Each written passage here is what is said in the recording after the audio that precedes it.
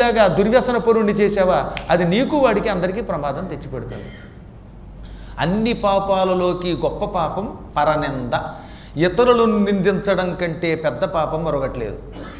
భీష్ముడు చాలా స్ట్రిక్ట్గా చెప్పాడు, గట్టిగా నొక్కి చెప్పాడు, పరనింద వల్ల వచ్చే పాపం ఈ సృష్టిలో ఇంక దేనివల్ల రాదట. హత్యా పాపం కంటే కూడా పరనింద మహాపాపం. తెలిసి కానీ తెలియక పలానా వాడు ఈ పాపం చేశాడు అన్నామా, వాడి పాపాలు ఆ రోజు వరకు వాడు చేసిన మహాపాపాలు మనం స్వీకరిస్తాం. ఒక వ్యక్తికి ఒక 60 ఏళ్ళు ఉన్నాయి. ఈ 60 ఏళ్లలో ఆయన పుణ్యమే చేశాడనడానికి ఏముంది? ఇప్పుడు ఆయన ఎదురుగుండా మంచి ఫ్యాంట్ వేసి కూర్చున్నంత మాత్రం చేత ఆయన పుణ్యాత్ముడు అనుకోవడానికి లేదుగా, అలాగని పాపాత్ముడు అనుకోవడానికి లేదు. కానీ పొరపాటున ఆయన్ని మనం పక్కకెళ్ళి వాడు ఇలాంటి వాట అని విమర్శించామంటే, అయితే ఏదైనా ఉంటే ముఖాముఖి అనేయండి, పర్వాలేదు. పక్కకెళ్ళి ఎప్పుడు ఎవడి మీద నింద మోపకూడదు. మోపామా ఆనాటి వరకు ఆయన చేసిన సకల పాపాలు మనం స్వీకరిస్తామట.